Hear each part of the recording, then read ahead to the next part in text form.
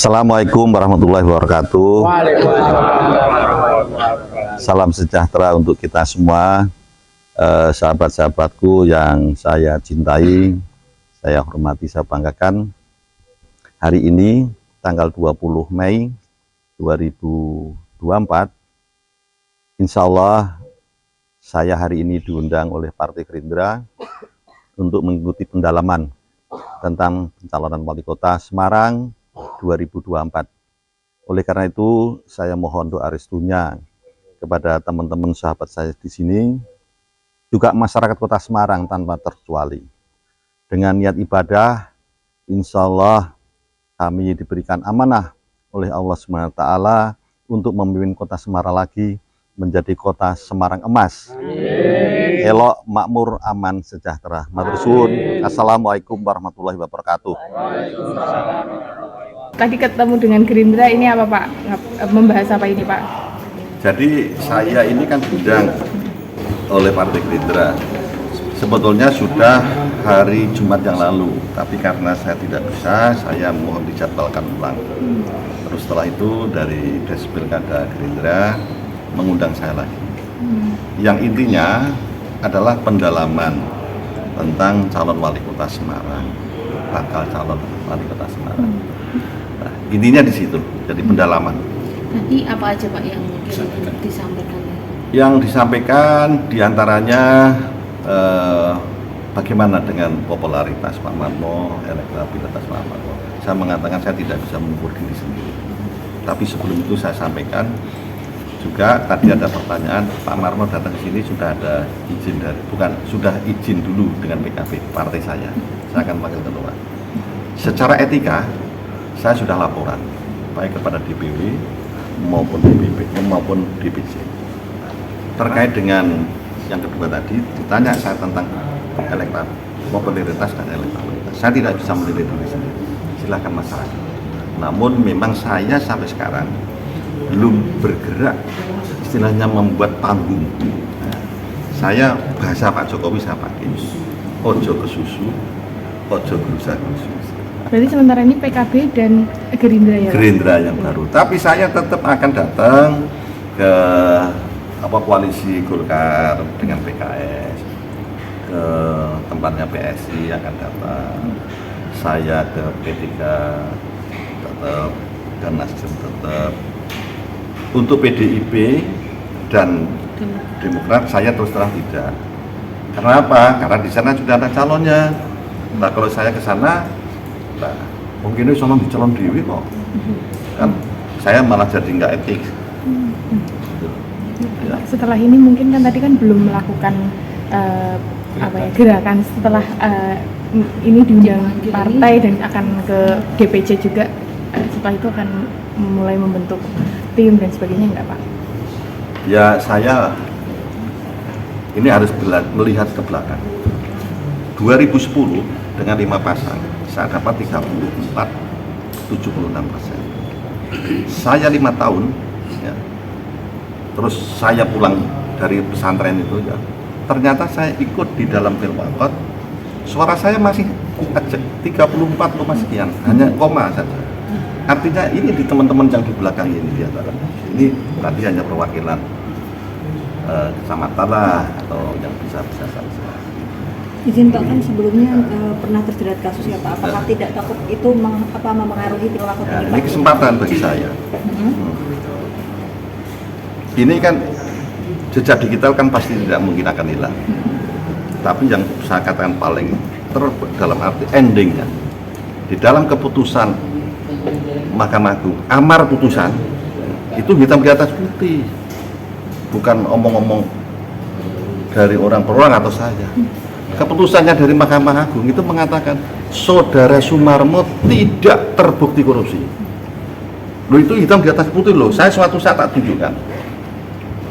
Alasan yang jelas bagi saya 36 tahun jadi aparat pemerintah daerah birokrasi. Saya punya RPJMD 5 tahun. Ya. Ketika saya membuat program-program itu dengan pengalaman yang ada, meskipun apa yang saya lakukan itu sebagian itu sudah dilaksanakan oleh DNI. ya mungkin sekarang diikat. Tapi masih ada hal-hal yang sebetulnya bagaimana mengangkat kota Semarang ini menjadi kota metropolitan. Kota metropolitan itu apa ya?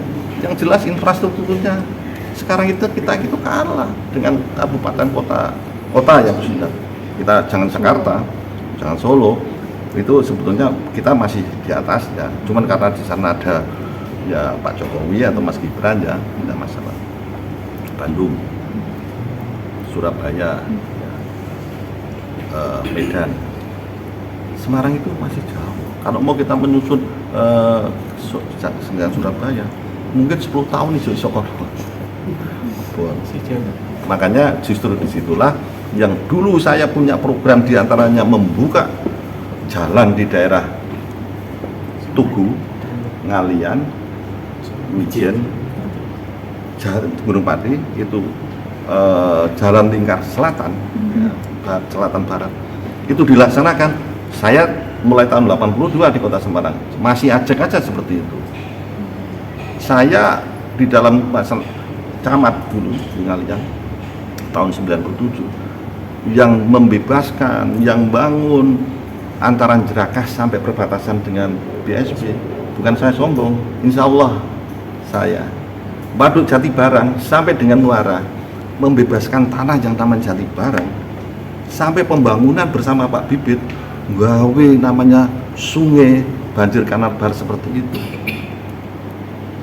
Sekarang siapa wali kota yang ada di situ? Saya memang belum sempat membangun di banjir kanal timur, tapi barat apa? Saya mulai dari wali kota kan, kota ini kan kalau mau apa? Ya, sebetulnya infrastruktur kota ini harus dan saya mulai kan dari Simpang 5, bukan saya dari Polda, tak gawe pendestrian, udah sampai perbatasan Air Mansur, terus lampang pasangi lampu high mas, ya. Terus di kanan kiri ada tempat duduknya. Setiap malam, satu malam minggu, mulai dari yang masih digendong, masih bayi lah katakan, sampai yang remaja, pada duduk di situ. Walaupun sekarang sudah jarang. Ya. Di situ banyak jenenge PKL. Pak Bibit menyampaikan itu, Mas, mosok nek pendak esuk aku dikai sirit ceret,